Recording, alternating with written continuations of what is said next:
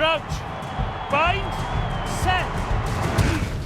Joe presents the House of Rugby, together with Guinness.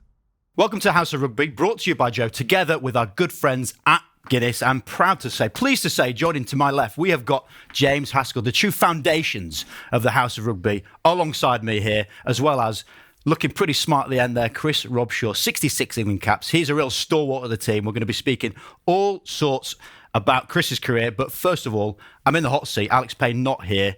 Any tips you'd like to get from your presenter? How would you like me to go about this? Well, first things first, I listened to last week's show. We've got a little bit of beef. You talked way too much about rugby, came at me on a number of occasions. You've turned up with your school workbook. You've got one of them pens with different colours, but you've jazzed it up because you're like, oh, I'm not a kid, so I won't go with the blue version. I'll get the silver version. You've got extensive notes. I'm really worried because I think it was really interesting last week, but viewing figures sort of dipped because the whole idea of House of Rugby is we don't actually talk about rugby, and you're too accomplished. Right. You're too much of a rugby nose for this show, I think. I'll do the house. Yeah. You do the rugby? No. I'll do the house because I'm a DJ. Guilty. And you do available. Weddings are available. Do bar mitzvahs. And just letting know all the rugby fans who keep writing to me to do their weddings and do their birthdays and everything else, you got to pay. A pint of Guinness ain't going to cover costs, just to let you know. And I don't have my own DJ equipment. I don't have a van with a smoke machine or mobile fucking traffic lights. I know. Someone, Ollie Phillips, I'm doing Ollie Phillips' wedding this weekend. Congratulations to Ollie. He asked me to DJ, and I went, right, sweet. Have you got any equipment? And he was like, what do you mean? I went, Ollie, I don't have my granddad's van that I'm not going to pull the side open and unpack a load of equipment. Like, if you want to do it, buy it in. So obviously, as soon as you had to spend your cash, you had to have a lie down in a darkened room, and I won't be DJing. I see the big headline: James Haskell, no pay, no play. Yeah. That's Okay. what I said to them. Honestly, because I put a video up of me DJing in Italy at my mate's wedding and got inundated on Instagram. Going, mate, it's my wedding, will you come and do this? So obviously I just forwarded to my DJ agent who wrote back the price. Funny enough, no one's booked. It's like, well, what did you think I was going to do? Drive to darkest Wales and DJ for your 19-year-old birthday for a pint of Guinness and a packet of crisps? I think not. There could be a chance of that. There could be. We're going to get into your DJing shortly because I cannot wait to hear about that proper bowl trip you had to Ibiza. But we've got Chris Robshaw here. How is your number 14th pre-season going? Yeah, it's all right. As you know, they're pretty tough. They're horrible, but everyone says the same thing. But it's actually quite nice because you just train, but you have weekends off. But my first day back at contact, your body's feeling 100%, whatever it is. First bit of mauling you do, your neck just straight away. You got some guy treading on your toes as well, and it's just like, oh God. Did you remember how to play it? You know, like when you go to pre-season, you have a bit of holiday. Yeah. I used to come back. I mean, I obviously looked like I'd forgotten how to play most of the time. But I kind of have a holiday, really enjoy myself. Body feels fresh. Do you know what? I can do this. Get into pre-season, bit of running. Oh, I'm all right. Did a bit in my holiday. I feel fine. But I kind of forgot how to play, and then when you get into that morning session and some absolute muppet treads straight on your foot, and also it doesn't matter these boots now. If you had the old steel toe caps, but it'll literally pierce through the boot. So someone's standing on your foot, you go into a mall, you get it, misjudge it, your neck's compressed, you've instantly got a headache. Do you just wonder, like, what the hell am I doing? I'm a lot safer on a sun lounge. I know you've got like pretend you're real keen, but no, I enjoy it. I'm like you. You love it, do you? I do, yeah. But yeah, like off season, you do a bit of running, a bit of, I don't know, weights, whatever it be, but you don't actually pass the ball. So first time you go back, try pass it, you're like catching like Haskell does. Beautifully with one hand and pass it on, yeah. What's your nickname, Toaster? No, don't True be story. rude. Talk to me about this, because do you know how we know you trained throughout the summer? Because you had a photo in 17 different gyms posting on Instagram for the full pre-World Cup. Hang on, this is PR irony campaign. warning here. No. Oh, don't get me wrong. Big brother is always watching. Yeah, don't get me wrong. Don't you right? Yeah, don't get me wrong. I 100% am all about the PR life. It's just that Robbo normally operates quite a tight ship. It's kind of revolving photos of him, his missus, and that little dog. What's he called? Rocco? Rico, yeah. Rico, right? But there was a big push pre-World Cup where he was in not just one gym, 17 different gyms. Superimposed. No, he was there. But I saw him and I contacted him and went, how you doing? He's like, just did some extra training, Hask. And then just a little glint in his eye of like, PR. Like, everyone's watching. Like you said, all Big the time. Brother's always watching. Like, you can go and have some beers, but if you've seen in the gym, It's clever. So what? Talk about your 14th then, pre-season. Yep. Does that kind of earn you a few vouchers where you're like, going, look, a little bit sorry, coach. Maybe you want to just... they do, every now and then, they do take the senior guys out and just go do some off-feet conditioning, something like that. Just walk down the bottom, have a little rest. but not really. I'm one of those guys, I want to be out there the full time doing the training. Although as I have got older, you don't mind swapping in and out a bit more. I'm happy to just get the young guys going in and just kind of orchestrating from the side. So with the young guys then, bigger onus on you now, back as sole captain, co-captain last year. Yeah. What's been the theme to get the kids to on the initiations and stuff like that, or has it been pretty much tight ship? We're actually off to Ibiza. No. With Quins, yeah. We've, I think the money they normally use to go on like a team trip away to like not the south of France, like an area, a small village in France, have a week there, play a game. And it's been like, we just play games at home, we train at home, but we'll give you guys a weekend away somewhere. Last year we went to Amsterdam, this year Ibiza. I think it's down to Saracens really. I think them doing it and being successful has kind of benefited every other team in England. You're going to play like the Ibiza female volleyball team at some sort of thing? No, you might do actually. I've had a few phone calls from some of your social secretaries asking if I can advise. I was going to ask you after. Yeah, I've actually put a phone call. I've got to give you the guy's email address. Okay, let me know. Ibiza Rocks are keen to host Harlequins. What's the name of it? Ibiza Rocks. Ibiza Rocks, yeah. Unbelievable place where I DJ'd the other day. But I do think it does work. But the only thing I told you when we had Billy V on here and some other people was that whenever we played Saracens, Wasps would always be the team after they'd been on an absolute smash up for a week. So they would get dropped in different parts of whether it was Amsterdam or Europe, and they all had to convene by a certain date, using whatever means in partners to get there. This kind of unbelievable bonding trip. We'd all be home. When I was captain, which is a long, long time ago, I would so my pre-match speech was like, listen, this lot, they don't give a shit. Every time they play us, there's no respect. They come out, still pump us. And because they had to pump you, because otherwise the party would stop. Because you can imagine that, their kind of coaches and people believed in it. Alex Sanderson's kind of, the real kind of emotional heartbeat of that team. He believes in it. They always do it. But you can remember some old school board members and people who'd be like, looking at bills going, hold on a minute, we're funding this, waiting in the wings for them to mess up. But they never mess up. Well, that's always the thing. Like you said, you would always be that team saying, we've got to prove them, we've got to kind of ruin their party or that. But again, they've got the opposite mindset saying, okay, we've had a good fun out here, we've drunk whatever else, made some good stories and all that, but now we've got to back it up.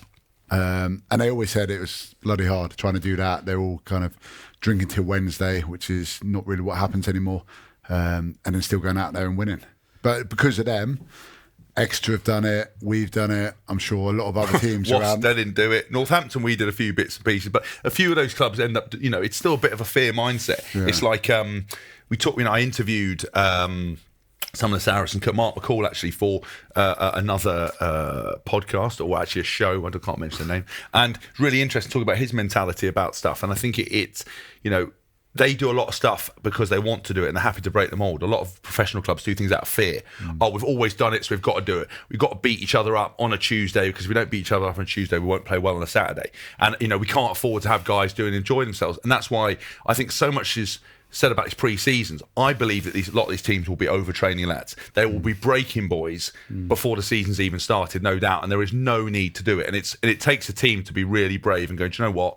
We don't need that. So I interviewed Danny Kerr for doing a campaign the other day, and he asked him about pre-season, and he was saying the same thing with Robert. You get kind of that certain age, they're being a bit more respectful, they're taking the time. Paul Gustard's really clever about that kind of stuff in terms of going, listen lads, as long as you front up when we need a big session, as long as you do what you need to do, look after yourself, because there's no point. You want him performing on the field. He's done, think how many, it's not even age, it's like hours on the clock, and the way he plays, you've got to look after him because you want him to do the best. There's no point in him turning up, beating up an 18-year-old with all the time, with all the energy, all the whatever, the kind of over-emotion in pre-season. You want him absolutely smashing it during the season. It's bizarre, really. So going back then, over the years, the pre-seasons, how important do you think that bonding element is to it? Because often rugby teams now are turning over 15, 20 players in a squad. Do you think it's pivotal? Yeah, I think it's huge. Like you said, a lot of stories come out of it, and then that's kind of spoken about throughout the year. Someone will get a stupid nickname, and that's why rugby's great in terms of that, because all the banter and stuff. You probably got a couple. Yeah, I think that's what's key, and then that kind of gives everyone a bit of a lift when you go back into training on a Monday. Everyone's got that buzz about them, or even when you play a European side, you stay over there. There's that buzz about it because you're excited to do it, because it probably doesn't happen as much as people assume in rugby anymore. Whereas I'm sure after every game or midweeks, whatever they used to be going out, the game's changed. It is a lot more professional. So when you do get those opportunities, guys enjoy it. But also, I think as well, rugby civilians who don't know a lot about rugby, obviously a lot of people went to university, went to college. University rugby sides are 10,000 times looser than obviously professional rugby teams. They do initiations, bizarre stuff that is so kind of horrific that the lot of members of the public associate rugby with drinking. Obviously, club rugby is like the heartbeat and why it's such a great sport, because you have so many characters. But again, they're a little bit looser with their touring. The thing is that with us, we're under a bit more scrutiny, but those pre-season tours are so key, because somebody will do something ridiculous. Like somebody will have a few drinks and like try and mug off the head coach or do something, and everyone will be like, next day, you do know that you said this to Dai Young. You do know you said that. And everyone's like, oh my God, did I? Or one bloke who permanently nicknamed himself Bread Dog, because we had a WhatsApp group and we're like, you need to put something funny in there. He completely misread the situation and just put a picture of a small dog with his face through a piece of bread. And for the entire rest of his career, he's known as Bread Dog. And I genuinely don't know what his actual name is. And he was in my team for 5 years. I just refused to do it. And that's the thing, is that you can literally scar yourself for life on one of these trips. The best thing about rugby, and what I miss now retired, is sitting down with Robbo, with the boys, with someone like yourself, having a coffee, having a sap, talking about, we moan. Rugby players love moaning. Sappuccinos, mugging people off, talking about how bad training was, how stupid that guy is, how, you know, and that's the key, and you instantly build characters. And you're right, the turnover does happen a lot. And I think it's someone like, you know, it's someone like Chris's job almost as captain. You've got to have guys at the top, but also get your social secretaries, get your likes of Danny Kerr. You know, when Joe Marler's back, get your Joe Marlers in there. Because he's, you know, when he is captain, I mean, it was a bit like the Wild West. It was sort of a bit like Benny Hill show, doors closing, people falling down, but he had the wheel of misfortune. So he came in, when did he captain a club? A couple of years ago. And he came in, and his first big thing, he brought this wheel of misfortune. It's Joe Marler, Joe Marler, yeah. And I don't know where he got the idea from. So if you gave like a daft penalty on the weekend, or I don't know, you didn't put your tape away or something like that, just little petty rules, you'd have to go up the front of the meeting room and spin the wheel. So often we would have these serious chats, and then we'd have three guys coming up. It was huge. It was probably about 2 meters in size, spinning this wheel, and the punishments would be get a spray tan, like shave your head, wash the boys' cars, all this stuff. So I remember we had a really serious thing, like we lost badly, we're bollocking the boys, all that kind of stuff. And then we're like, okay, it's time for the wheel. And everyone goes up. And I think he had like a maximum spray tan he had to get. And it's like, it was just a But he manufactured it. Oh, yeah, so the best it wasn't even like he'd purchased it or got someone to. He had spent hours and created this unbelievable extensive wheel with the proper clacker, with the pegs and everything else. And so we had something once where we did post 2015 World Cup. Which went real well. Went real well. Is that? Do you remember that meeting where we had? Basically, what had happened is all the coaches had said we were in Manchester, right, playing. Was it Uruguay? Yeah. Uruguay, something like that. And they were like, right. We want a meeting, and I got taken to one side. They go, right. We want you to do like a meeting. yeah. Do you remember? Want to do a meeting, right? And we want you to like come after some people. And I was like, well, how harsh do you want me to go? And they were like, oh no, there's bottles of wine for everyone. Call them up. We want you to bury them, mate. I did a 25 minute to half an hour. Was that AJ Bell? Yeah, AJ Bell Stadium PowerPoint presentation, which has luckily been destroyed. I think they were so mortified by what happened that they had to take the laptop, smash it with a hammer, run it through a grinder and throw it so no one could ever find it. And I honestly went through everyone about all sorts of things that happened in the World Cup, and it was like really, it was funny. Boys were in hysterics, but obviously, if you're on the receiving end, like I don't think that doctor's ever recovered from it, have you? And like the other guy, when I said to him, somewhere, isn't it? Yes, some other guy, we had an S&C thing. We were talking all about kind of numbers and like, you know, S&C people love graphs. You know, in like a pre-season, you never see a graph go down. It's never like, oh, we've taken 40 lads, we fucked them, half of them are injured. It's always like, right, you know, we've taken this, we're working at 25% of what we were for. We're going to go and do a session that's 140% of a normal game session. That equals that, and we've got 1,000 quatrons and like lights, flames and stuff. I did this presentation where we talked all about the numbers, and I said, all these numbers are fantastic. They're leading to one place and one place only. The job centre, and I put a graphic up of this little bloke behind the window of a job centre. He actually swiftly got fired after that. So it was kind of quite dark, but also brilliant. So, you know, humour. At all costs. Yeah, humour. Friend first. Yeah. Send me and see how it gets on. Yeah. If not, we'll get rid of us. Do you remember? But it was one of those things where they were like... The jester. You just found yourself. No, but they sort of misjudged it. It was one of those things where you're trying to... It was misjudged, I think. It wasn't. No. It was brilliant, but it was just wrong timing. Yeah, okay. It was just one of those things where they called it, like, you know, try to have a serious meeting. And like I had it a few times at Wasps when I was captain. We did a thing, and Di was like... We've just literally dismantled that whole meeting. Like, it was meant to be really serious. It's like, well, you asked me to do it. Like, what did you think about it, Skip? Again, we had just we'd just been knocked out of a home World Cup. It was a pretty dark time, and then you got Haskell up there. Like, it was. I mean, look, give me credit. Some of it was quite funny, but it was, again, wrong timing. But that's what they are. I said to them, what do you want me to do? And I said, we want to do the presentation. I said, are you sure? They were like, absolutely. You kind of had free reign, didn't you? Yeah, I got free. I mean, I didn't come after any of the players. It was all mainly the staff. So it was actually, it was all right. Yeah, it was all right. I just got this class scene of you running like Brent, like, Yeah, it was. Get out. You didn't succeed, get out. Like, a lecture as well. Yeah, I had a lecture. I had the a PowerPoint. I had everything. And so what happened is everyone we'd sort of talk about, awards and everything else like that. And then I'd call them up. Everyone would clap. I'd mug them off, call them up, give them a bottle of wine, and then we'd do it. But it was just you probably don't want someone like me doing that really at that time. Looking back. Well, we're gonna look back on that a little bit more later in the show. But want to go to the beginning of you two in your England career. So I've done a bit of stats, mate. You know me. I love a bit of insight. You two have played together 27 times. Did you know that for England? I didn't. Didn't know that? Okay. I just want to say as well, with that, 19 you started together, but Haskell was on the bench. You never missed a game for a long period of time, did you? No. So let's roll it back. Do you remember your debut, obviously? Pretty spectacular place. Over in Argentina, yeah. You replaced Haskell, the starting lineup. That's a loose 15. There must be some good memories about Salter. Oh, my God, There was. the Yeah. game. The best bit is that, so we played at Old Trafford, didn't we? Yeah. That was where Cueto, obviously, tight lines, Mark Cueto, he got that volley, didn't he? He volleyed it and chased it down. I don't know whether he actually scored or Dylan scored, but Dylan scored, I think, that was the game where John Wells, ever the motivator, right? Robert was on the bench. I've known Robert since he was at Millfield and I was at Wellington. And we kind of did all the 19s, under 21s. So we've known each other. We've always been kind of extras partners. Head always dipped when I asked to do extra tackling. He was like, oh, yeah. And do you know what? You go full on. Yeah, for years. Well, within reason. I'm not a lunatic, but he would always. But what he got is when we got to the point we got older, he just started going, no, I'm all right, Ask. We'll just do some passing, will we? And I was like, yeah, okay. But It worked, didn't it? Yeah, it did work. Yeah, fuck off. What are you talking about? But in that game, John Wells came up to me before the first test and went, right, James, I need you to have a big game. If you don't play well, you're out. And I was like, this was literally before the team run. I was like, well, I'm not really, a psychologist or a motivator, but threatening me with binning me. He goes, we've got Chris Robshaw waiting. If you don't play well, I'm going to pick him. Good luck, and walked off. And I was like, you've literally depressed me. Let me know where you stand. My confidence is an all-time low. And I subsequently went all right, but not good enough. And Robert came in, and then did you come on? I started next game, and you came off. Yeah. I started the next. I wasn't on the bench that game. No, fine. But then he basically threatened me, and that was it. It was gone. So your memories of Haas first time meeting pre-09, Pre-09 at school, yeah. Milford v Wellington, the big public school battles. Yeah. Battle of the Tops. It's not really a real public school, are you, Milford? Sort of just. It's for all the kids that can't really get into school. Like, buy us a sports field. They're like, okay, here we are.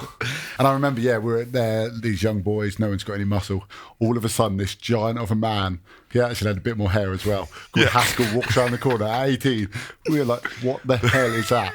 Not only was he huge, he was one of those guys who wore his England's shorts, England's socks, with his school top as well.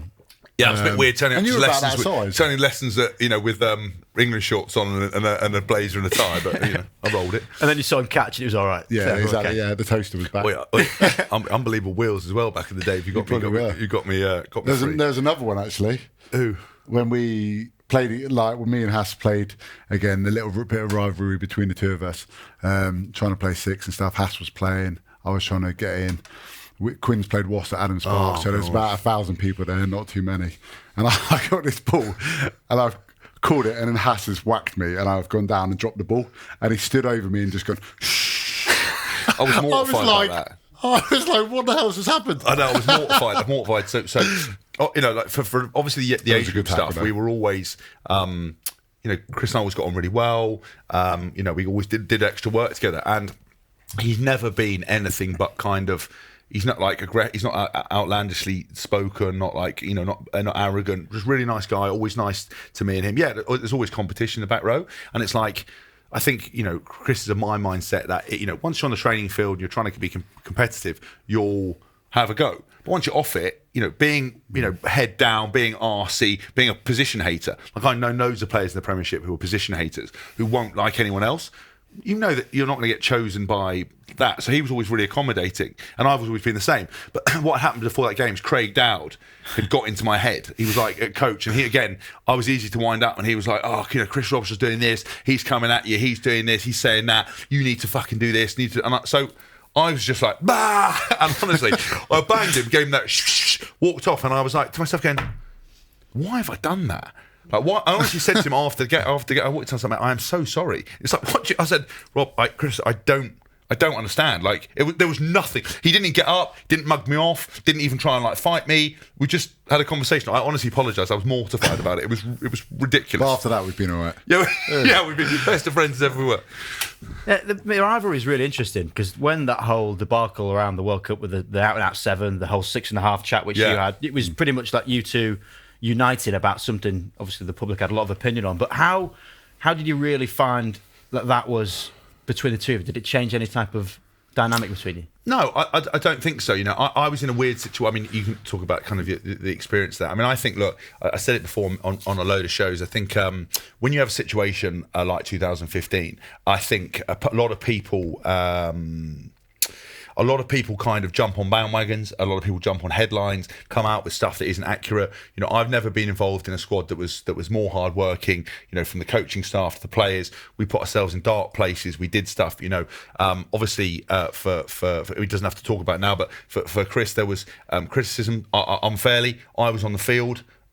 In that situation, I know exactly what happened and how it happened, and in my opinion, he was hung out to dry for no reason. He doesn't have to speak about it. I don't want to throw other people on the bus because people are still playing, but I saw firsthand what happened. It was fucking bullshit.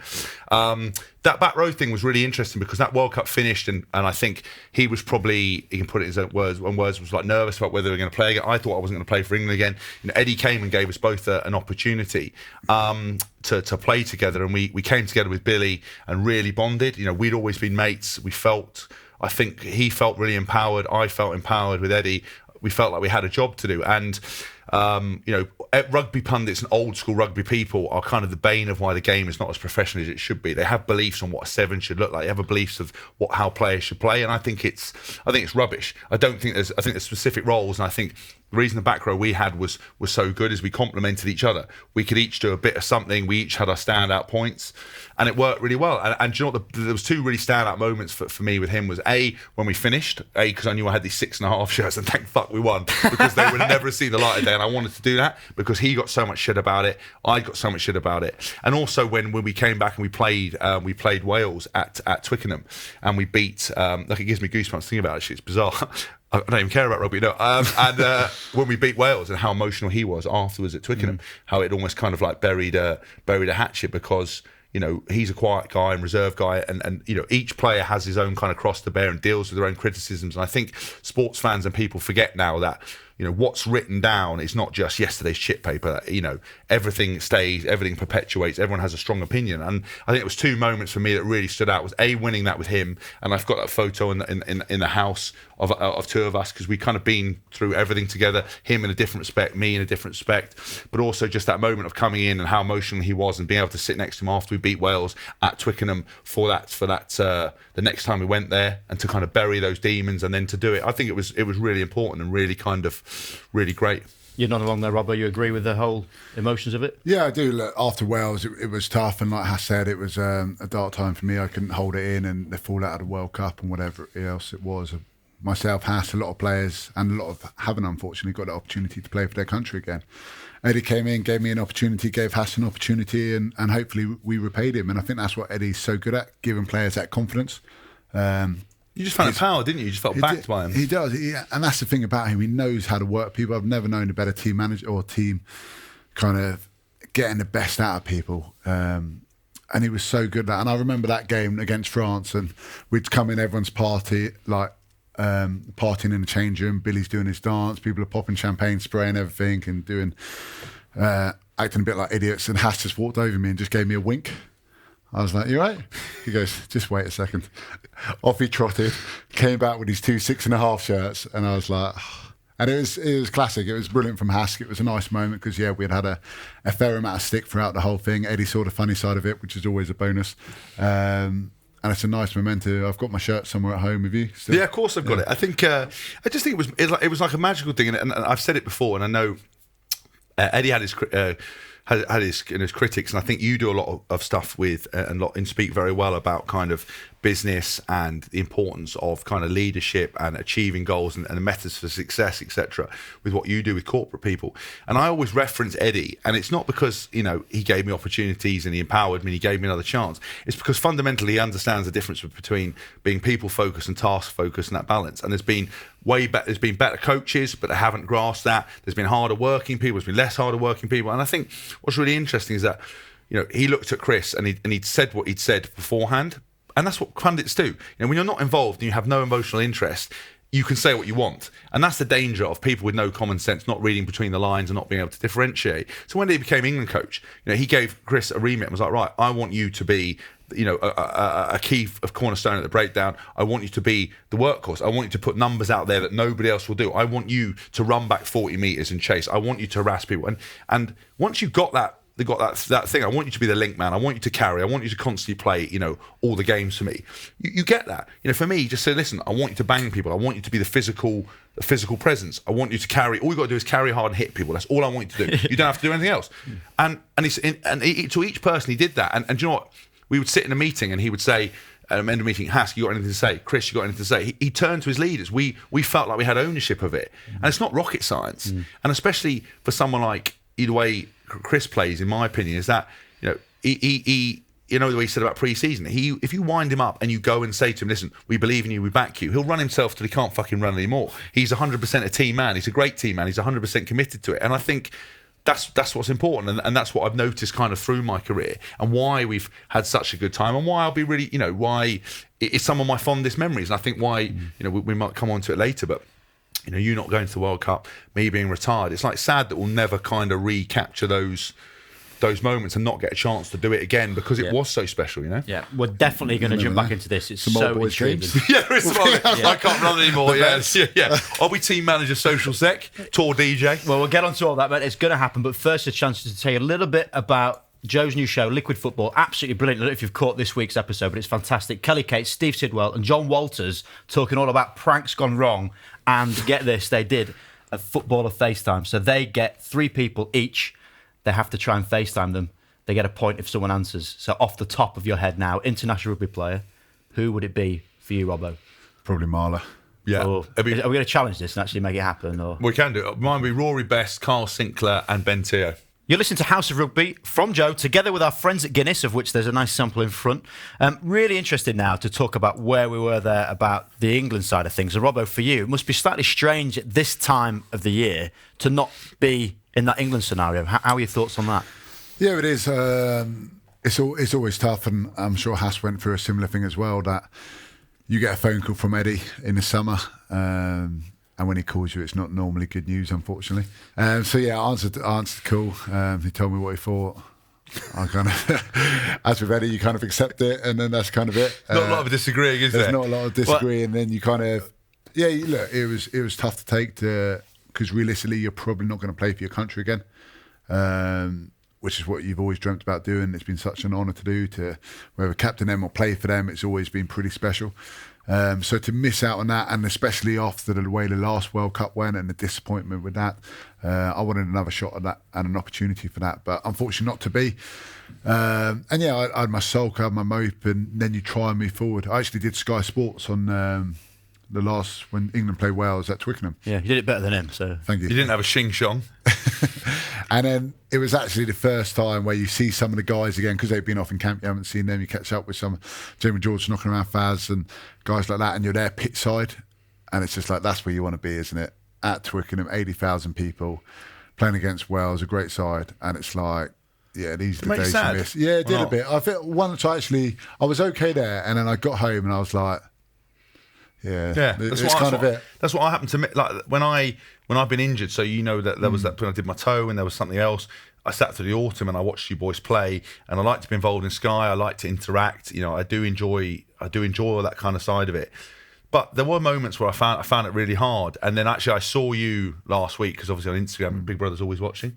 And I was watching and I was thinking to myself, I wonder what he's going through. I wonder what his thought process is emotionally, because you have the bravado. Men aren't great at expressing themselves. You might, my missus kind of gets all. I imagine you all gets the same. When you kind of have those moments behind closed doors when you're crying into Rico's fur or whatever it is, or I'm just crying into my DJ decks. And you have those moments, and it's nice to be involved, but it's so hard because you're there, but you're not quite there. And that's through retirement for me.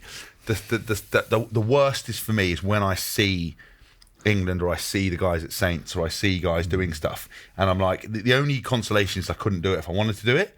But it is hard, and I wondered if you do get it is tough, and I think different people say different things in terms of but you've had a good career, you've done this, and you captain your country and all that, and you have, and you're very privileged to do that. But I think you always want more. You always want one more game, and people say you got 60, but you want 70. You want to play another World Cup, all this stuff. And I actually went in and chatted with Tony Adams, the ex-Arsenal and England footballer, and I was speaking about kind of the transition, about what to do next and all this kind of stuff. And I was like, I do a bit of coffee shop and a bit of this and events and whatever else, but I don't do anything properly. And he said, that's the issue. You're always trying to compare it to playing in front of 80,000 people, to playing in 15,000 people at Stoop. Unfortunately, nothing's going to do that. You're never going to get that buzz again. And until you can go like, that chapter of my life was incredible, it was brilliant, then you can kind of park it and move on to the next thing. But until you can do that, it's tough, because a lot of guys actually retire and they get depressed. And it is a very tough time for guys. Was that hairstyle a cry for help? It was before it. Was it really? You're like, don't they say that like always? Yeah, do you know what my mum said to me? So I think I've said this before. So you dyed your lid, right? Youthful, silver fox, right? Get it in. My mum was like, listen, shave your beard off because it makes you look too old. Have you not had highlights? Eddie won't. No, I haven't. Eddie won't pick you if you look too old. So she was making me trim it real low, as if Eddie was going to go, fucking hell, he's got 5 more years in him. I don't know what mums think what they're about, but it's it is interesting, that kind of stuff. But do you know what, I think I had a long chat with Chloe the other day, because I think once you retire, you almost lose your identity. So or if you're not involved, we pride ourselves on trying to be the best players we can be, play to the best level, whether it's sevens, whether it's 15s, whatever it might be. And you define yourself with a schedule, and you go, right, I am a professional rugby player. This is where I was. Now I'm like, everyone else is here, I'm down here. But actually, in relative terms, you've captained your country, you've achieved what you achieved. You've still got obviously a big mission with Harlequins. You're back captain where I think you should be, and you're doing good stuff. It's fine. It's trying to reconcile that, you've got new chapters, you've got new interests. You're not defined by what you want, but there is always that little voice in the back of your head that says, I want to play more. Can I get one more thing? And I'm going to go into England camp at some point soon and do some stuff with the back row. And for me, it's like, I don't know emotionally how that's going to be, but actually because I know that I couldn't do it if I wanted to, that is kind of a bit of a better thing. Do you think that because a lot of the guys have changed, it'll be easier going in there? Yeah, because especially in the back row. Yeah, 100%. You look at the guys. So if I turned up and say you were there, or Woody was there, or someone else was there, and you look at there was a lot of old boys there. If Dylan was there, but actually, interesting enough, I don't know how many caps have been left out of the squad. I know you talked about it in detail, but there is a fuckload of experience that isn't going to this. Right. Yeah, this isn't going to this World Cup for one reason or another. The Brownie Tio kind of thing. Yeah. You've got 2 guys that are out. You've got Chris has been left out. Danny Care's been left out. Dylan's gone. It's really interesting to see. So when I go in there, because I know them, and actually a lot of the young players like Tom Curry and Sam, I've spoken to them before and kind of built relationships, because however competitive I am, I've always wanted to be one of these guys that were like, listen, can I help you? Can I do this? Like Woody said it on his show. Even when he first came in, he thought I was going to be an absolute prize dick. I probably am, but I'm not a position hater. I want to help people. I want to do stuff. And while we're competitive on the field, off it, we'll bond. And those guys have done. Same thing with Billy. I speak to Billy probably every couple of days to see what he's doing. Mark Wilson, he'd come in. I've got a relationship with him, so it'll be quite nice. Lewis Lidlam, he was a guy I played at Saints with. I absolutely love that boy. I'm so proud of him. He was. He summed up. He was in Bali on the piss, post-season after having that game, and suddenly, fast forward 8 weeks, he's now going to a World Cup with two starts in the back row. So I think it does make it interesting, and I don't feel competitive with them. I'm competitive because I'm competitive, but not competitive because I couldn't do anything if I wanted. I'm sure Robbie's loving that comment there about him being on the piss in Bali. There's no point me running them all over in my car in the car park. I'll do you a favour. If we want to mow them all in, we'll get him. Take them all out. Yeah, take them all out. Then we get picked. This is quite an important point, I guess, because the media and the wider public are told definitively when they hear all the press and the sound bites from what Eddie's saying, there is still an opportunity. Whereas you're talking there very definitively, my England career is finished. But like you say, 2 or 3 things go wrong. 2 more Test games, then suddenly. Look, people always say that, and people always say, "Oh, injuries happen and this and that," but you can't sit around and wait for that. Right. Look, of course, I would love to play for my country, and if that opportunity came, I'd grab it with both hands. But I'm quite a realistic guy. And I was speaking to someone, they're like, "Oh, you might play in the Six Nations." I was like, "Nah, probably not." Right. I think it's that type of thing. And look, you learn with it, you roll with the punches, and you move forward. And you can't moat forever. You get back on the horse, like I said, back at Harlequin to now, and looking forward to that. But also interesting, Eddie. I mean, there was talk of, he's extended his contract. Is he going to? There isn't that transition period. They haven't found someone to replace. He will be there. I guarantee that if whatever happens in the World Cup, if Chris goes back to Harlequins, he plays well. And do you know what? Sometimes someone taking away that pressure, and especially the Harlequins atmosphere I talked about with Danny. One of my biggest regrets about my career is sometimes playing with inside myself, overthinking, not having the confidence. I know that sounds bizarre thing with the way I operate, but not having the confidence in my ability and not trying things in games that I wanted to do.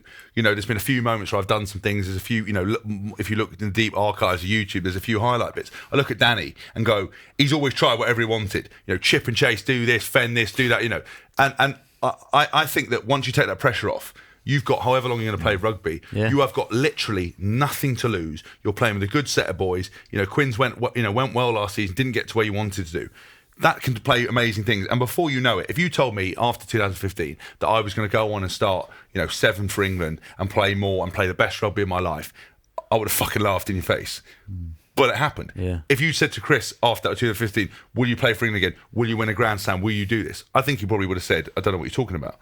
So it can change. If your body's functioning, you're able to do it, and your mindset's right, this is the most powerful tool you've got. So I would never say never, but you've got to be realistic. You can't, you can't start investing in it, putting money on with being the Six Nations or planning your entire life on it. You've got to move with the roll with the punches. But I guarantee, a few injuries go down in that World Cup, there'll be people called into that squad, and it's so attritional, you just never know. Especially if I mow them all over with the old rangy straight through that. Especially when you put them through their paces next week. Yeah, especially when I'm dropping dumbbells on their feet and stuff. What you got to do, lads? You've got to try and do this headstand.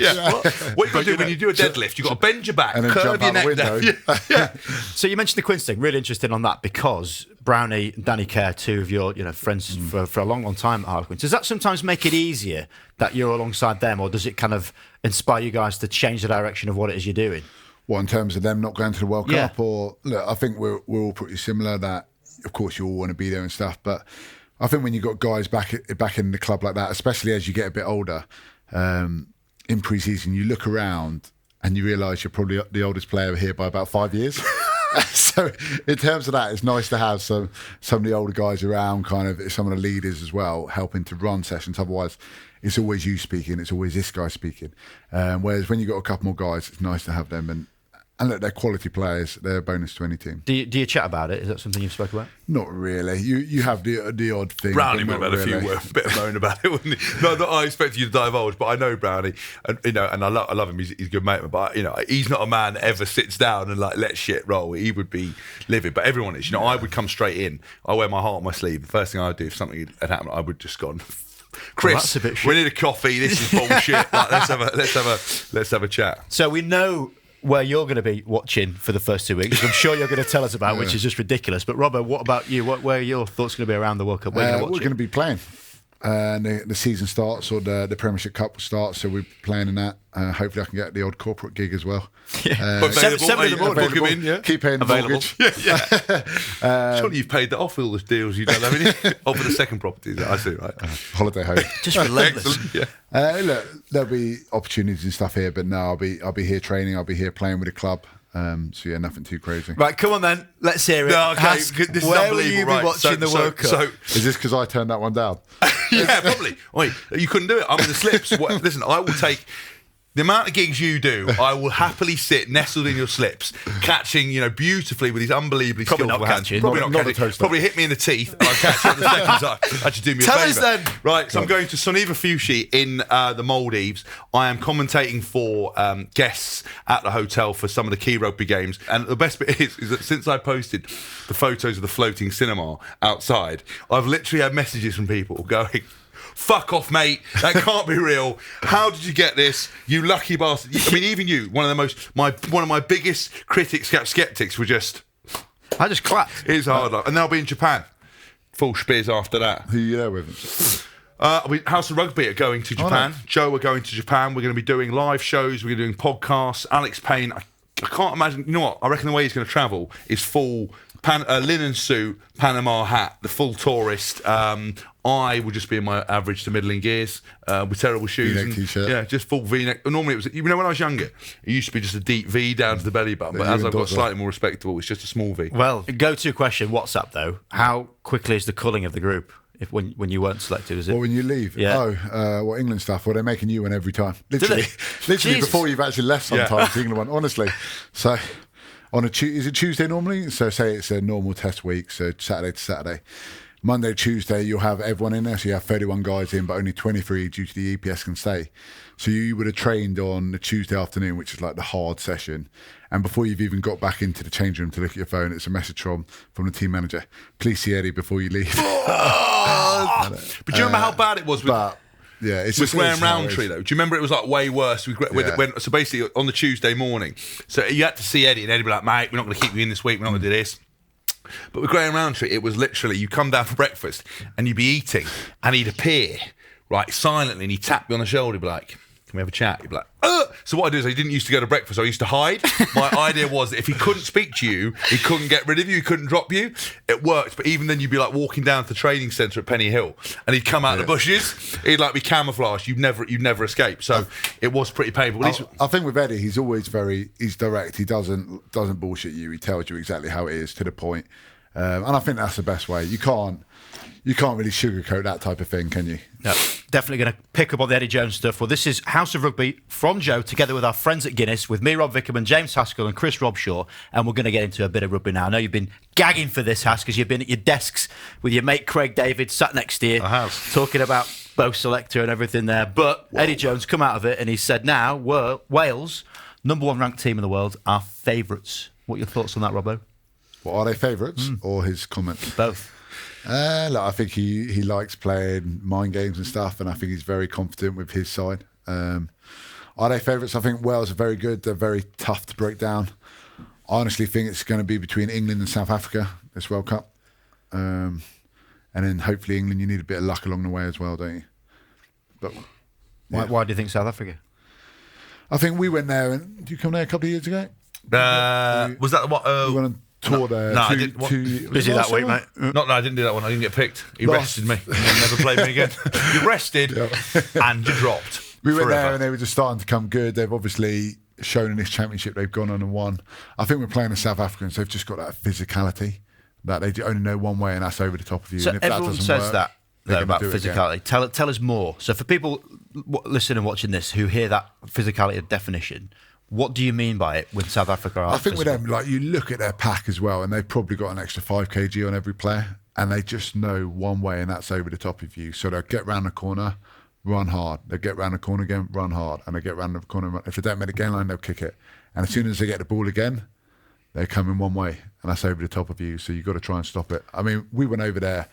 What was it? 2014, wasn't it? 2014, and they were doing this thing called the train. So you would pass the Hask, and I'd be behind him, just kind of throwing him through contact. You'd hold me underneath my armpits in the back of my shirt and ram me into contact. Pretty rare to be behind you, though, to be honest. Yeah, pretty much. I was probably behind Robert out of breath. But no, so we had to spend the whole time. We developed, talked about tackling a head in the spokes, and it was. And I remember, when I got to play in the third test, I think, because Robert had broken his thumb, and it was. So incredibly physical, and the thing is, you spend so much time trying to stop momentum. It's very hard to then impose your own game plan on them. And I think with South Africa, with the finesse of kind of your Villiers-Leroux, and now they've got so many scrum half options. With Faf de Klerk and Cobus Reinach and that new kid who's come on, who's kind of got he's got man of the match first game and scored again. They've got that kind of finesse, and I think they've got that ability, and also they've got some very big centres that that when they run those hard lines, they're just constantly getting the momentum. And I think when England have done well, the way they've played is that momentum. International rugby, Premiership rugby, is all about getting to A to B. And the purists get really upset about it. And if you can get A to B, get a defensive line scrambling, those are spaces that appear, and if you can be ruthless with it and you can kick well and pass well, then these boys are causing all sorts of you look in problems. the Premiership as well, the two sides with the biggest packs, Exeter and Saracens, getting them on the front foot, and as soon as you're on that, there's so many more options. I think England, though, there's been a lot of people are questioning them and saying this and that, but you look at the players they're going to bring back and who's available, and they're going to be a team to match and better anyone. I think they've got a pack now that can match at the best in the world, and they've got a back line which I think scares people, which I think they've been tinkering with for a while. But I think now, and I think someone like Anthony Watson, he's a guy who literally he gets the ball and the crowd get excited. As a player, you literally want to give it to him and go on, be special, do something. Same with Manu as well, really. Same as Manu. And they've got those players with those X Factor. And Eddie's always been like, we need about 5 players who would get into a World 15. And I think they're probably there now with the Billy Fazes, like Manu, Jamie George or something. So there's a number of guys there who are taking this team to that next level. Do you know what? I'm also pretty comfortable in saying that Wales are number one. They're number one in the world. They are the team to beat. I think what people forget is that going into a World Cup is like nothing else on earth. So, back in the day when teams didn't get together, when like your Argentinas didn't get together, they would suddenly have this pre-season before a World Cup and suddenly turn up and consistently get to semi-finals and be amazing. Obviously now with the Rugby Championship, they're there all the time. So they've kind of, they always do very well in World Cups. I think, what you've got to understand that trying to win a World Cup is such a difficult task because it stresses you on so many levels. And I think what will be interesting about Wales is they showed in the Six Nations and they showed last week that they can win without playing the most flair, without playing the most attractive rugby. They can do what they can do. I think with Dan Biggar, I think he was really interestingly criticised by JJ Williams, and I loved his sort of post-match thing. My favourite thing is when these old people who've done a few bits and pieces and obviously had amazing careers, they pipe up, and then you just you don't want to read papers, you don't hear about it, but some mug is going to tell you about it. And I love when you just dish them up and say, actually, he was a great motivator without being rude, without doing everything. I think it's awesome. What's Biggar like? Because to play against, he's tough, he's uncompromising. Do you know what? Such a good guy. He was a guy that on the Lions tour, I got on there and I thought, I ain't going to get on with him. Johnny Sexton, I didn't think I was going to get on with him. I didn't think, mate, Dan Biggar, one of the nicest guys, became a friend for life, unbelievable bloke. You saw him doing all that Macarena in the World Cup. You know what the Welsh guys are like? They're very passionate, just as the English are. They like to throw it in your face. Johnny Sexton, same thing. The only words I'd ever said to Johnny Sexton on the field were so rude that even Nigel Owens said to me, "You've got to stop saying that," because he was coming at me, I was coming at him. I speak to him, every couple of months. I absolutely love the bloke. He was unbelievable. They're just massive competitors, and I think watching the way he plays for Wales, how clever he was as an impact sub during that Six Nations. Alwyn Jones, everyone's kind of talking about his prowess. You've got Ross Moriarty, who's just like a caged animal. They are up there. I think what you remember is when you go to a World Cup, you've got to rely on players going to be away from their family. I lived in Japan. Japan is an incredible place. It is a very difficult place to get on. Their language, it doesn't matter how many Japanese lessons you do, mate, it's not like when you're in France and everything's based on a bit of Latin where you can pick stuff up. Mate, if it's isolated, it's hard, there's different time zones, it's intense, it's going to be, I think, I don't know what the weather's going to be like, but it can be very warm over there, it's going to be hot. It's draining. You're away from your family, you're away from your friends, it's going to test you emotionally. If your team thing doesn't go well, or say, for example, the coaches lose the plot because pressure of a World Cup can make people lose the plot, make them do things differently. Say they overtrain the lads, you're suddenly away from your family, your body's hurting, your mind's, you've got press scrutiny, everyone's out to fuck you in terms of like, there'll be fans everywhere, everyone's a paparazzi. It's so intense that it's the team that can get through that can stay united, that can play a game of rugby that will win at all costs. In 2015, we were the fittest we've ever been. Doesn't matter what, you listen to these pundits, we were super fit. And the whole idea was we were going to push ourselves, we were going to play a game, the ball in time in World Rugby was going up, and the Premiership was going up, so we were going to play. That World Cup had the lowest ball in play time than anything else, so fitness wasn't an element. So suddenly it came was who was the well drilled, who was able to execute, who could play.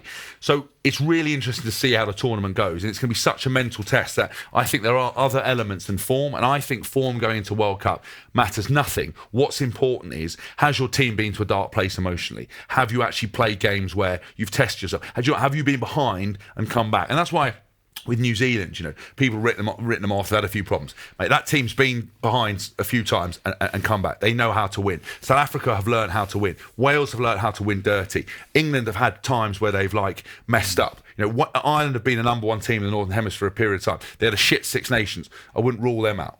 It's going to be so interesting. France, obviously they buried Scotland. They are such an unknown quantity. Everyone always says it. It's such a fucking cliche. But when they get it right, and they play with that intensity. And say, for example, the games are quite short, ball time short, they start doing the offloading, they start getting their big units running. I think it's going to be so interesting, and there's so many other factors that people just don't put in there. So we actually spoke about your debut, 2009. That was the first time that New Zealand were number 1 ranked. So it's been 10 years they've been on top. Since then? Yeah, it's crazy. 509 weeks they've been number 1. They're finally now not. Wales taking that mantle. It might well change in the upcoming weeks. But you talk about that experience. Do you think that makes it more significant then that England haven't chose those experienced players if it's not about form, if it's not about fitness? I think they've got guys who have experienced the big stage. And like you said, they might not have a certain number of caps, but you still look at the guys the JJs who have come back, who have probably got about 50, Courtney Laws, these type of guys. They've got a lot of caps there. They've got a lot of those Saracens guys who have won on the biggest stage in Europe a number of times. Serial winners, Owen Farrell, George, Maro, Cruz, Billy, of course, Billy, Mako. I mean, they are phenomenal what they bring and the way they speak to the squad and how they drive the squad. Owen Farrell in particular, I mean, there's a guy who's so competitive, wants to win so much for England. For Saracens, I'm sure the same. Now, when he trains, if you take him out, I reckon the volume drops by about 80%. That much? Even from his first... I remember going into camp when Stuart first came and I first went in as captain. And Owen was there, this 18-year-old, I think he was, came in straight... I think he actually dropped his first ball in a little drill. Yeah. And after that, he was in. He was talking, he was kind of commanding space, orchestrating all this kind of stuff. And straight from there, he was going. And you could tell this guy was going to go a long way. Do you know what's interesting as well, just about that, is that Eddie... I don't, I'm privy to a few things. I talk to lads. I'm not going to reveal everything, but it certainly, when you know that you've taken out, say, older, more senior players, Chris is exactly right. You've got guys who've won shit.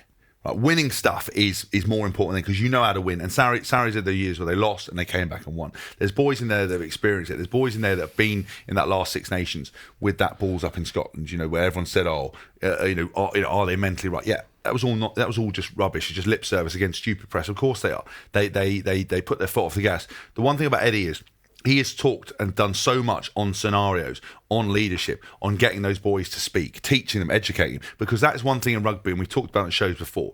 People talk about leadership, talk about stuff, talk about development, but we do nothing in training, nothing in the week that looks anything like mental development or anything like leadership development. Eddie is the only coach, the only coaching staff that I have been involved in that actually looks at that stuff and goes, right, these group of players are making decisions on the field. Here's seven situations that have happened. How are you going to deal with it?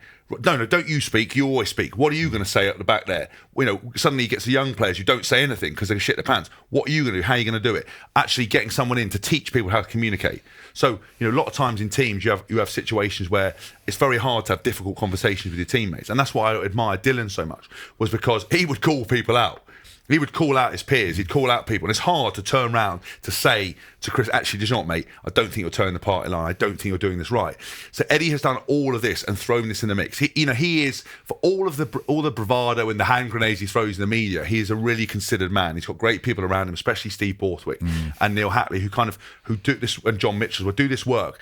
But they have thought about this time and time again. So I guarantee, without knowing all of what's going on in that camp, they will have gone through all these scenarios. So everybody will be prepped and primed, ready to turn up and lead. So whittling out those guys, yeah, it's sad, but actually I don't think it's the be all and the end all, however much I'd like it to be. And I think with that, a lot of the guys put so much emphasis on their starters, whereas he's got his game changers of the bench. What they call them, finishers. The finishers. In those meetings as well, making as many of those decisions, because he's like, realistically, you guys are on the pitch in that final 20. So at the end of the day, you're probably more important thinking correctly under pressure in those key situations. Because international rugby, good team against good team, it's done in the last 5-10 minutes, isn't it? Obviously, if you play someone weaker, you might pull away early on. But more often than not, it's those last 5-10 minutes. So when you've got those finishers on, they need to be the ones thinking clearly, making the correct decisions. Whereas a lot of coaches and stuff will just put an emphasis on their starters and their main kind of leaders in that, but anything could happen. They could be off the pitch, they could be injured, not have played well. All of a sudden, you've changed a lot of the squad. Yeah, and they're going from Sunday to Thursday in terms of their turnaround from game 1, game 2. So that's massive about that 30-man squad effort, isn't it? Yeah, he'll encourage no passengers. When Robbie said about having guys in the World 15, he wanted, how many self-sufficient players do you have in a squad? Right, so even a Premiership squad, right? You've got a set of die-hard people who are super professional, work really well. You've got a few guys who are quite comfortable to be in the squad. They're quite happy to be playing rugby. They like to call up their friends and say, I'm a professional rugby player. You've got a couple of young players. No, they have. You've seen how many guys have pissed away their careers. How many people don't put the effort in because they're comfortable to be there. You've got, it's no mistaking that you look at Premiership squads and you can look at people's work ethic and go, they're going to go on to be the best. This bloke's going to fail. This bloke's just happy to be here. This guy's going to be a journeyman. And what he's created is an environment of people who are super keen to progress and super self-sufficient. And every team now, if you follow anyone's Instagram, from Wales, from Scotland, from Ireland, from South Africa, and New Zealand, everyone's working hard, everyone's running in the sun, everyone's puking on the floor, everyone's doing everything. So what's the common denominator? What's the differential between those teams? And it's going to be that extra bit of work. It's going to be that decision making. It's going to be the bonding. It's going to be, are the lads comfortable to sit around? You don't have to be best friends, but are you going to be able to sit down and spend all those time in Japan together? And I think it's the team that does all that and does the secret bits. And Eddie had that bird in doing the eyes. The eyes thing. Everyone was like, has that help? He's had all sorts of people in, because ultimately I think he operates a policy that whatever happens in this World Cup, when he looks at his blueprint that he's torn up a few times, can he say, do you know what? I've done absolutely everything. I've supplied. These guys wanted for nothing. I've done everything. I've made them self-sufficient. Every time you go back to your club, you'd have a debrief. That wasn't good enough. That isn't good enough. This is what you need to do. This is the fitness goal. This is what you never escape it. And it's the players that go, do you know what? I'm going to embrace this. That I've ended up in that World Cup squad, and some through just obviously selection. And it's the guys that are never going to get close to international who didn't embrace it. But I think with that, he's always been very open. He said, judge me on this World Cup. Yeah. Until I get to that World Cup, I'm going to tinker through things. Look, we've gone through some easy sessions with him. We've gone through some sessions which are more than anything we've ever done before. Yeah. And that's because he wants to get the best out of it. And I think with someone like him, he's a perfectionist. He wants to go away and learn. So whether it's going to like sort of Tour de France and looking at the biggest endurance event in the world, how do they produce that energy every single day? So he looks at their recovery and then he brings that. He's gone to see Bayern Munich when Pep Guardiola was there and saw the intensity in which they train every single day, and he brought that. So he goes away and hand-picks these little things. And I think he's so knowledgeable in terms of that, but also he's got a good team around him. Like you said, Borthers. I mean, as a coach, line-out guys, forwards coach. Borthers, I would say nobody works as hard in world rugby I have ever seen. Ever. I don't care what they say in any sport than Steve Borthwick. That dude, he literally, he's developed into an incredible coach and kind of really developed his kind of whole presenting skills and everything else. But mate, he works harder than anyone I've ever seen, and he is, like when we were on the Lions tour, that midweek side and everything else, he was the heartbeat of that side, and it didn't really come out in dispatches about it all. And I might say it for the autobiography, who knows? But he was literally the reason that team was good and got the tour back on track is because he committed to it. In that England camp, I reckon he's up at. I reckon he gets about 4 hours sleep. He does 20,000 miles a week up and down in the old Mitsubishi truck, rolling around everywhere doing stuff. And he is incredible. And Eddie goes to him and he does everything. And then some weeks he's head coach. Neil Hatley, that bloke, he gets hammered. And Eddie has his boys on their toes the whole time, and it's those kind of people behind Eddie that give him his presence. But I can't underestimate if England go on and win the World Cup, which I hope they do. And I'll be like, we'll be like John Terry in the full stash out there. Like, yeah. I'll be at that podium faster than a fucking rat out of a drain pipe. You'll be giving out the medals. Wait, I will be. I'll be chairman of the Japanese Rugby Union. Yeah. Then I think it'll be down to Borthers as well. Right, that's massive. And in terms of what we discussed here with the World Cup, we haven't really mentioned New Zealand, where everyone else in the world would say they're always favourites because they're New Zealand, but you don't think they're going to reckon? I wouldn't write off New Zealand. I mean, straight back from Chris Robshaw. No, but I mean, they've been there, done it. They're an incredible team. They're playing kind of their side of the world, so to speak, and I'm sure they have a lot of kind of fans up there as well. And I think with someone like Bowden Barrett, Kieran Reid, these type of guys, their back row, they are formidable. But I hope from an English point of view they're kind of on the way down. But yeah, you don't know. But look at them last week. They to win. Was it 36-0? Yeah. They went and lost the game before. Well. Got pumped, pardon? In the rain. Yeah, in the rain, they got pumped, and then they turned up and did 36. That is the beauty of that New Zealand side. If you look, they're the most winningest team of all time. No team can consistently do that. If you tinker around with it, you play around with it, you do everything around it. You're going to get different losses. Boys cannot front up every week. You get drained, but to come back and absolutely do the same side in. And do it 36-0 in the rain, play the way they play. That is the danger of them. And I think they know about winning. They understand about winning. They're very hard. They have all that kind of cultural element which keeps them together. You know, I don't think they've got this mystic aura. If you listen to that book, The Legacy, they talk all about, good men make good Kiwi, good All Blacks, or good Kiwis make good All Blacks, whatever it is. There is that element in there, but it's also just a kind of a personal fear, I think, about letting that shirt down, because you don't want to be the All Blacks team that loses and does a job, because you saw what happened in the 2007 one. That didn't go down very well. I think that you can't rule them out, and I think they're very, very, very dangerous. And I think just because they didn't win it, I don't think it makes any difference. Come those first games, that they know about winning World Cups, they know how to do it. I think in my whole time, I've beaten New Zealand once in about 6 attempts or something. And I remember that, and you need a bit of luck when you play them. Look at, unfortunately, when we played them this year, the bounce of the ball, Courtney apparently a foot offside or a couple of inches offside, and that's the luck you need to go your way. When we played them back in 2012 or whatever it is, I remember Dan Carter missed 2 kicks in front of the post in the first half, which never happens. He then goes off injured. Up steps Manu Tuolangi, who was just incredible that day, running through people, intercepting ball. And I remember, we're 15-0 up, I think, at half time. Straight after the half, I think they scored 2 tries in about 5 minutes, and you just heard the whole crowd go, "Ooh!" And it was a bit like, shit, I hope that doesn't actually happen. But again, we had a bit of luck on our day, and we had an incredible person in Manu Tuolangi who pretty much did everything for us.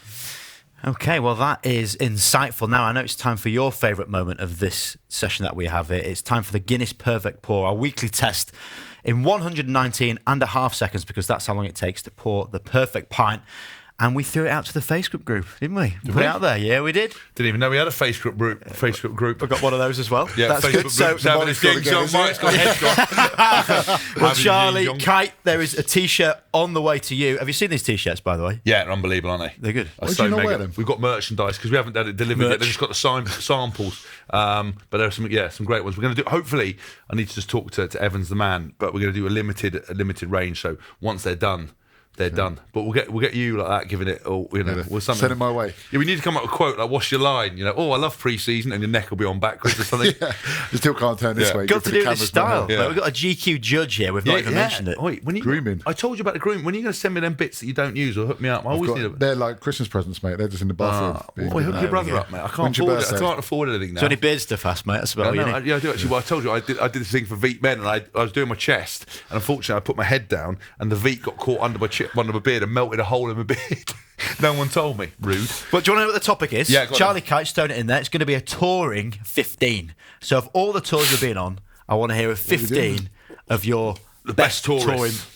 As in best tourists or best players? Nah. Sack off that. You know exactly what we mean. Stop trying to make it. Listen, I know Vic's in charge and he makes it full like rugby. It's actually rugby or not. There's nothing about this show's rugby. It's only when he's left unattended does he go full rugby. We want people who are absolutely all those kind of people that you want to spend a time on tour. Who are, there's going to be a lot of questions coming the way of every single person you're about to name. Fine. I haven't really thought about this because they didn't let me know who we did. But I think. Paul Doran-Jones, number one for me in the Friends. department. Friends. But he's also an unbelievable tourist.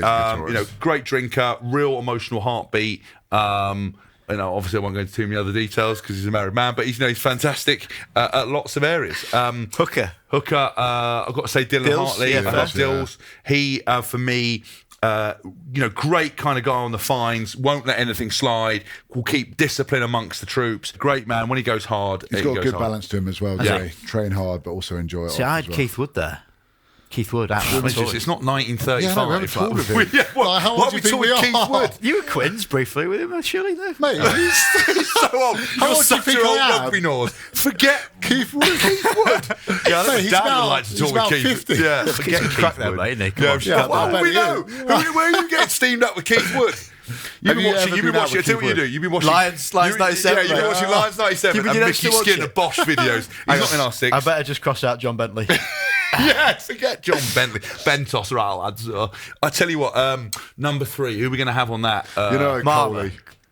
Marlowe's a loose head. Yeah, but he's allegedly now. Yeah, but we could do. Do you know what? I'd put Coley. I tell you why. Yeah, Coley. My first bonding. He's a great roommate. Yeah. My first bonding session was once we drew with Scotland. Coley and I had kind of problem with Leicester lads all the way through England camp and everything else that you would have seen from the old Haskell videos. They're like, they herd together. They're unable to think. They're like the Borg from Star Trek. They turn up to camp together. They never leave camp together. So Coley and I bonded, and he was incredible. Loves an escape room, so he keeps things amused. Runs an iron ship. So dry as well. So dry. So dry. Yeah. He's quite shy, but as soon as he gets to know you, he's Courtney Laws. Keep going. Courtney Laws, yeah. Unbelievably good looking. Just want to be in his slipstream. Style for days. Just a machine. Tick from Robshaw on that one. There. Giacomo like you as well. Full Giacomo. I forgot to touch on that. Yeah. Oh, Giacomo's unbelievable. Don't come at me, mate. Are you Don't come at me. putting yourself in this team, you two? And where are you going to play? Yeah, we've got to have me. We've got to have both of us. Yeah. I'll put myself in. Who's going to be your Who's number 8? your number 5? I don't We only need one. Yeah, and it's funny, who we have. Simon Shaw. No? Yes! Fucking yes. Simon Shaw. Mate, what a tourist, what a boy. Unbelievable. Yeah. We'll go us two. Yeah, us two. Yeah. Number 8. Nick Easter? No, you've got to have Lawrence Delalio at number 8. I tell you why. He's got a black Amex. Contacts. Right, he's got contacts. Yeah. Everywhere you go, he'll sort it. And he's like, Hass, mate, I'll sort it out. We've got a club here, we've got a table there, we've got a yacht there. He takes care of that. Danny Kerr, number 9. Yeah. DC. Good value. Great One value. off What a boy. Number 12. Who else did we have? Oh God! Let's move. I'll tell you, move on 13. I I've think got Henry Paul down there, but I'm not sure if he was. I don't really know. I didn't really have You play with him? No. Yeah. Play again. How old are you like? I'm actually Henry Paul's cousin the other day, or former girlfriend somewhere. I can't remember. She just came up to Well, me. they call him Sauce, mate, for a reason. Yeah. He's a Yeah, good tourist. okay, we can put him in there. Your mate Tins? Yeah. Tins. Yeah, I've got to put Tins in there. He, obviously for obvious reasons, great boy. Wingers a tough one, aren't they? Who's a good tourist winger? Hugo Monnier. Yeah, Bit of style. plays it very cool. Plays it very cool. Who else we got? You write these. You stopped writing them in. Haven't I've you? stopped writing. Yeah. Never caught. Who's the other winger? Who would we have? I know they're doing 119 seconds, but we can cut. Well, that. we've never done. We've never done Yeah, it. we can take our time now. What about Fraser Waters? Oh yeah, Fraser Waters. Rugby. what, mate, 12? Yeah, 13. 13. One of the poshest man, but so nice. Ex-Roving, got banned from Lord's Cricket Ground for streaking. So he's loose as hell. He was get really him awesome. You got Alex Good fullback. That's almost like a bit of a prerequisite. yeah. There's His no legendary status. Problem has is just though, gone up. his chat's so bad. His nickname's the Drone because he drones. So the thing is, he's unbelievable, but he's almost invincible. So the problem is, I don't know if I could put up with a 7-week tour of that chat. I tell you, we should have put in as well. Yeah, go on. We can Well, revise this, mate. It's fine. It's flexible. Yeah, who? I'm trying to think. I'm not as strict as I tell Payne. you, trying to think of other wingers. I tell you, Johnny May. he's not great on the piss though. Not a Doesn't good really drinker, drink. but Yeah, he's a character to have. fine. We'll go with Johnny May. I like that. Like, they need like the guitar player. It's be a nice bit of diversity about it. You know what I Yeah, mean? they can't all be big Exactly. drinkers like you. Should be. Well, Mate. I'm not a big drinker. I just mean, but Johnny May, Johnny May goes mad. He might turn into He's chicken or break a entertaining. toilet. You know what I mean? Yeah. But that just about rounds it up. Then pretty impressive. I must say, you got to have Keith Wood in there. Come on. Oh, Yeah, God, give it a rest, mate. How old are you?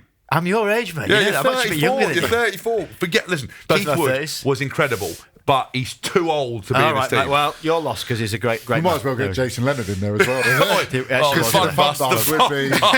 There's no better tourist. Well, there we go. That is it for us this week. How do you think I went? All right, Payne? Well, really good, really good. I think Payne needs to watch out. I mean, it was a bit rugby heavy Yeah, at sorry, times. mate, We got a bit deep, but I was quite good. And this, I'm not sure the notebook's going to do. All right. You can't bring your school homework in with all your charts and graphs. Okay. But good stats. Well, that is it for this episode of House of Rugby, brought by Joe, together with our friends at Guinness. Thank you very much to Chris Robshaw, James Haskell, as ever. Just nice to see him in the country, probably doing a story as he speaks now. Working. Check out TKO, which is dropping this Thursday, and also Kelly Cates bringing you Liquid Football, a wonderful episode, which is available to download now. It's been a pleasure. You've been watching the House of Rugby on Joe, together with Guinness. Drink responsibly. Visit drinkaware.co.uk for the facts.